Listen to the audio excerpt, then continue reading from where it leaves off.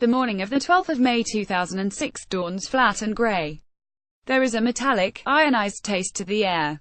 My friend and I walk down the beach to the depot, to get the hours-long motorboat that will take us back to the mainland, where a car is waiting to take us back to Manila.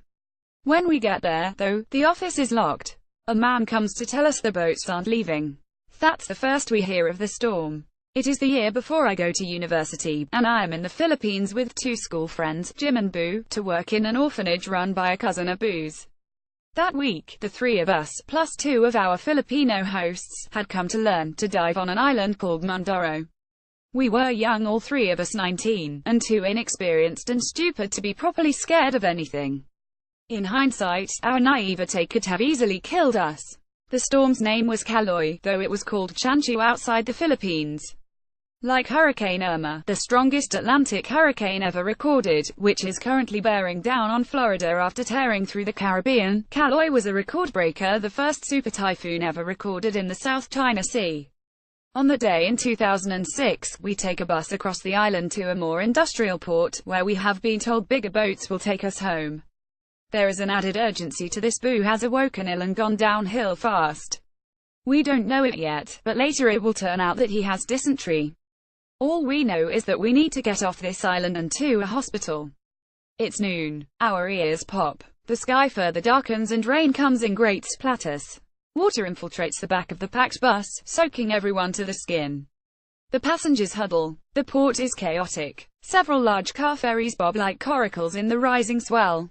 The rain stops, starts, stops again. We buy tickets and wait in the crowded hall, squalls rattling on the corrugated iron roof. After an hour or so, a uniformed man who we take to be in charge announces through a loud hailer that the storm has been upgraded to a typhoon, so no boats will be leaving.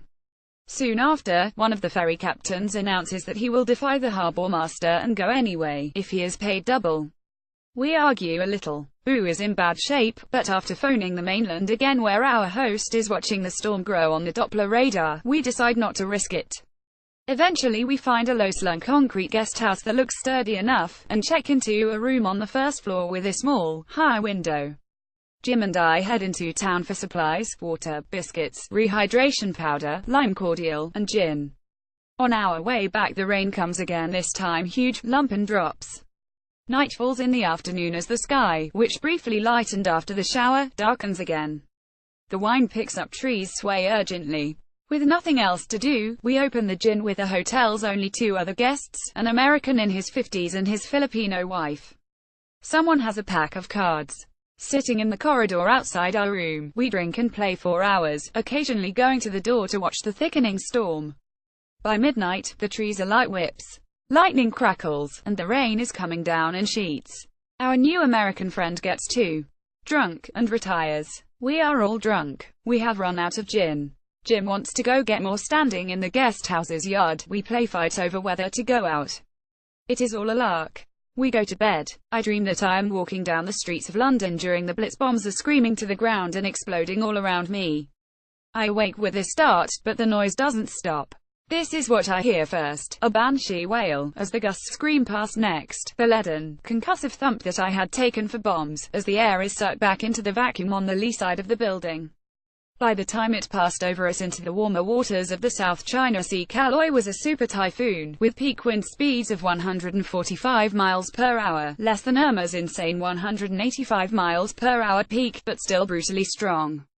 Because it is always dark under a cyclone, and probably also because of the gin, it is hard to work out how the time passed. But some time later, in what could equally have been dawn or mid-morning, I get woken again, this time by an eerie absence of sound. The eye of the storm was over us. On the first floor landing, near where we had been playing cards, the outer screen door was torn entirely away and fallen tree now bisected the veranda. Through the gap, the sky was violet. After the storm, when we returned to the port, the scent of decay hung in the air. We saw the devastation caloy had wreaked on the timber and plastic shantytown slums. Barely one house in 10 was still standing. Overall, caloy killed at least 25 people in China, and at least 44 people in Vietnam, mostly fishermen, with a further 190 missing.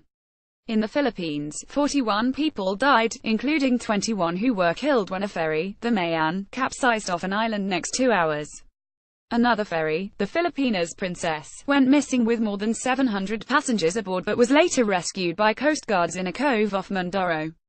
We think one of those was the ferry we nearly took, though we left the port before the vessel departed and did not note its name. Super Typhoon Caloy's winds were 30 miles per hour stronger than those of Hurricane Sandy. On Mindoro, after the storm, we saw whole blocks of houses, especially those not built of brick, that had been almost entirely flattened. Hurricane Irma is even stronger, and Florida lies directly in its path. More than 5 million people have been ordered to evacuate. Some are choosing to ignore the order and stay. George W. Bush's response to Hurricane Katrina, which was weaker than Irma, defined the second term of his presidency.